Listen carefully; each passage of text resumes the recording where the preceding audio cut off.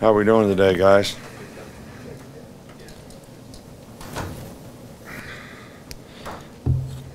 Well, you know, we've certainly made some good progress here, since we started practicing a week ago.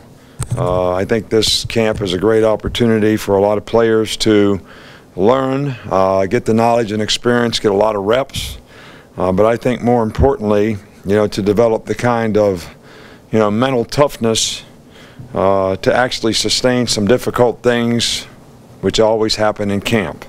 Every player that goes through camp gets really tired, really sore, and it's a real challenge for them to be able to sustain their effort and play with the kind of intangibles and intensity that's going to allow them to execute and do their job well at their position, and in turn develop the confidence they need to help the team.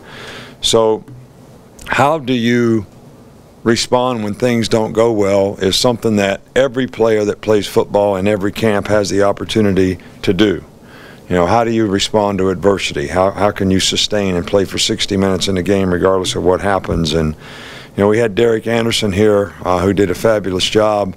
His book about stamina and his life story and all that he had to overcome and all that he had to do, I think really made me realize, how important it is for, our players.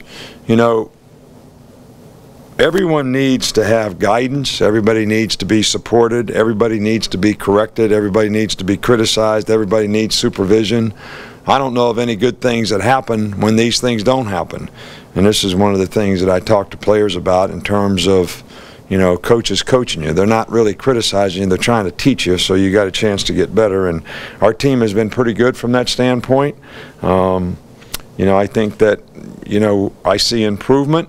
But I also think we have a long way to go.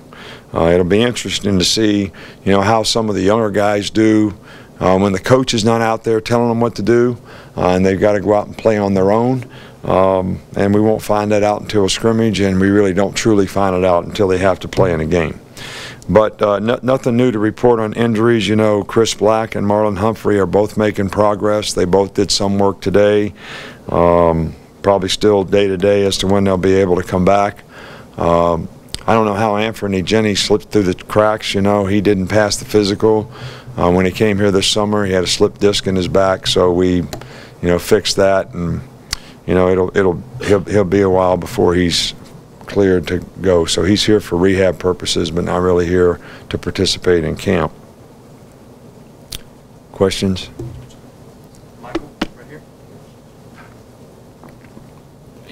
Talking to Kirby the other day, talking about the defense and some of the issues from last year, third down, explosive plays. Were there any common themes you saw with giving up explosive plays last year that seemed to go up over previous seasons?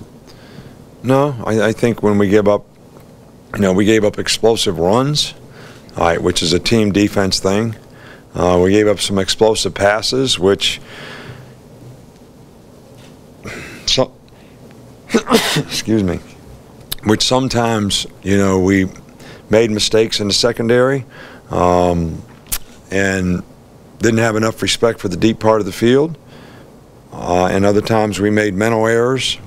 Other times the quarterback, we gave up 8 explosive plays last year when the quarterback scrambled, which has a lot to do with the front being able to handle the quarterback, with the rush. So I don't think it's any particular thing.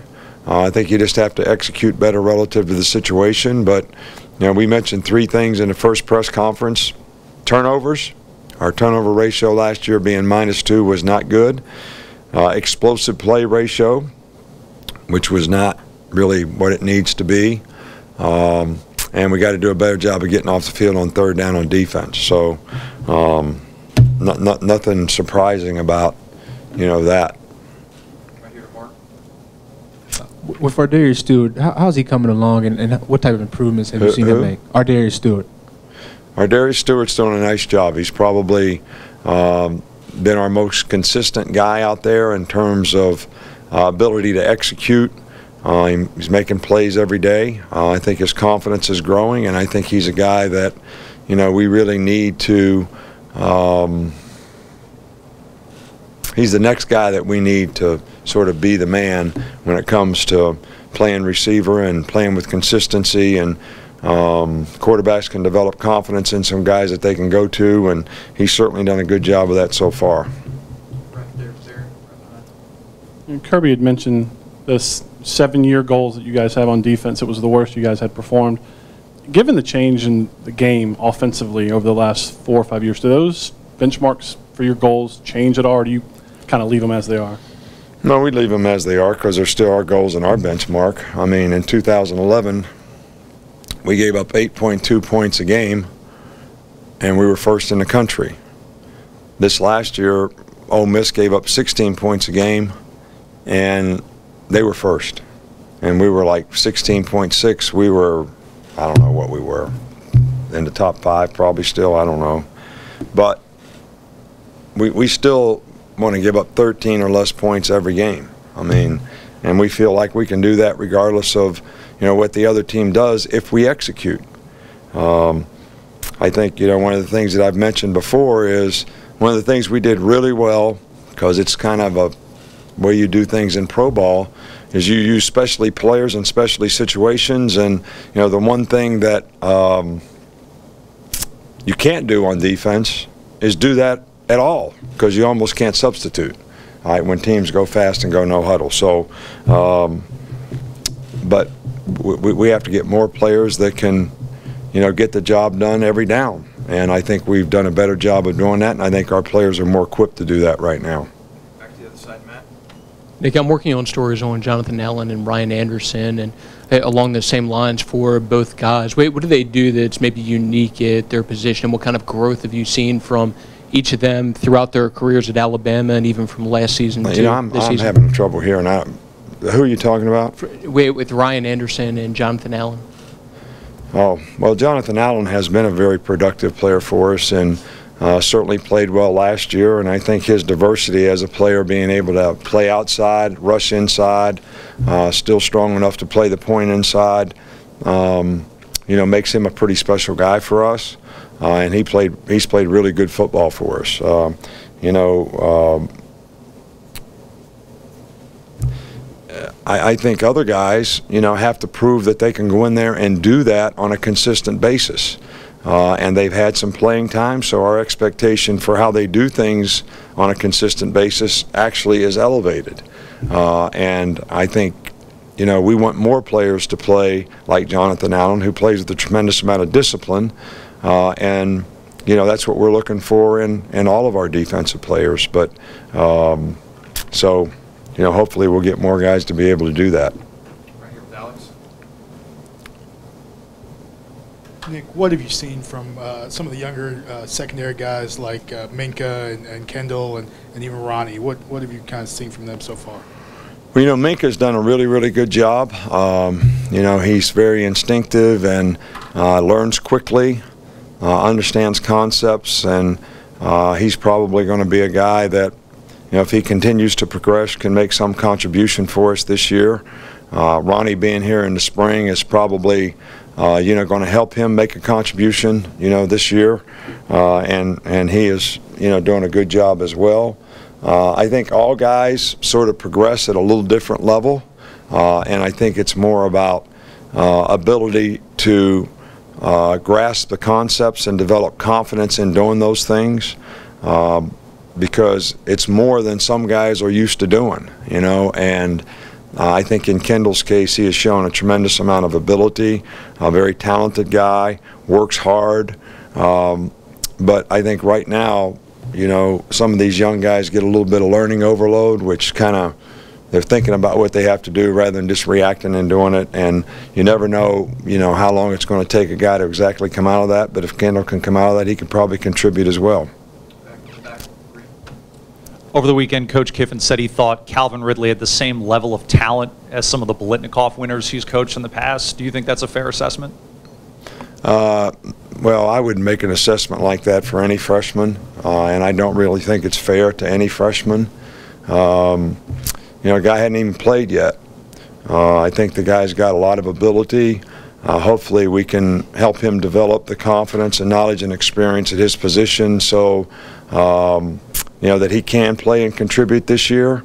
But, you know, I wouldn't put that kind of expectation on any young player. Two more, one with Chris right here, and then Travis.